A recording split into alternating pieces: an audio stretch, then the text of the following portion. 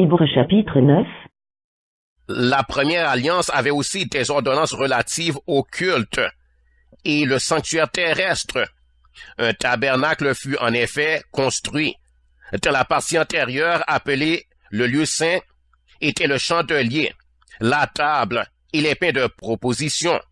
Derrière le second voile se trouvait la partie du tabernacle appelée le Saint des Saints, renfermant l'autel d'or pour les parfums et l'arche de l'Alliance entièrement recouverte d'or. Il y avait dans l'arche un vase d'or contenant la manne, la verge d'Aaron qui avait fleuri et les tables de l'Alliance. Au-dessus de l'arche étaient les chérubins de la gloire, couvrant de leur ombre le propitiatoire. Ce n'est pas le moment de parler en détail là-dessus. Or, ces choses étant ainsi disposées, les sacrificateurs qui font le service entrent en tout temps dans la première partie du tabernacle, et dans la seconde, le souverain sacrificateur seul entre une fois par an, non sans y apporter du sang qu'il offre pour lui-même et pour les péchés du peuple. Le Saint-Esprit montrait par là que le chemin du lieu très saint n'était pas encore ouvert, tant que le premier tabernacle subsistait. C'est une figure pour le temps actuel, où l'on présente des offrandes et des sacrifices qui ne peuvent rendre parfait sous le rapport de la conscience celui qui rend ce culte, et qui, avec les aliments, les boissons et les diverses ablutions, étaient des ordonnances charnelles imposées seulement jusqu'à une époque de réformation. Mais Christ est venu comme souverain sacrificateur des biens à venir.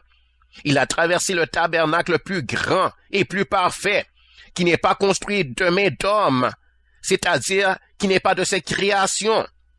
Et il est entré une fois pour toutes dans le lieu très saint, non avec le sang des boucs et des veaux, mais avec son propre sang, ayant obtenu une rédemption éternelle. Car si le sang des taureaux et des boucs et la centre d'une vache répandue sur ceux qui sont souillés sanctifie et procure la pureté de la chair, combien plus le sang de Christ, qui par un esprit éternel s'est offert lui-même sans tache à Dieu, purifiera-t-il votre conscience des œuvres mortes, afin que vous serviez le Dieu vivant. Et c'est pour cela qu'il est le médiateur d'une nouvelle alliance, afin que, la mort étant intervenue pour le rachat des transgressions commises sous la première alliance, ceux qui ont été appelés reçoivent l'héritage éternel qui leur a été promis. Car là où il y a un testament, il est nécessaire que la mort du testateur soit constatée. Un testament, en effet, n'est valable qu'en cas de mort, puisqu'il n'a aucune force tant que le testateur vit. Voilà pourquoi c'est avec du sang que même la première alliance fut inaugurée.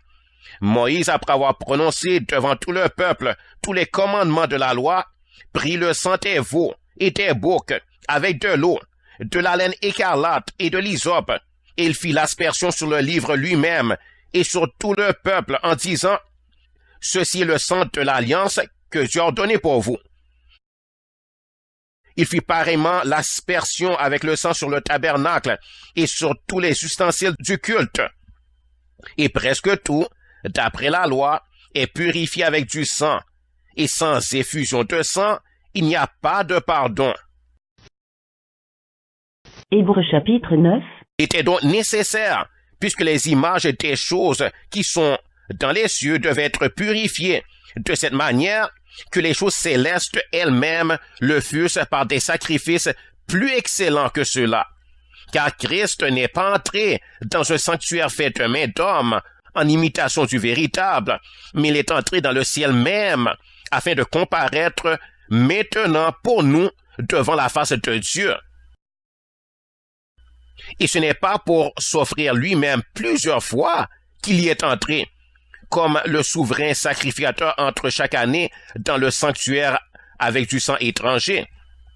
Autrement, il aurait fallu qu'il eût souffert plusieurs fois depuis la création du monde, tandis que maintenant, à la fin des siècles, il a paru une seule fois pour abolir le péché par son sacrifice. Et comme il est réservé aux hommes de mourir une seule fois, après quoi vient le jugement, de même Christ, qui s'est offert une seule fois pour porter les péchés de plusieurs, apparaîtra sans péché une seconde fois à ceux qui l'attendent pour leur salut.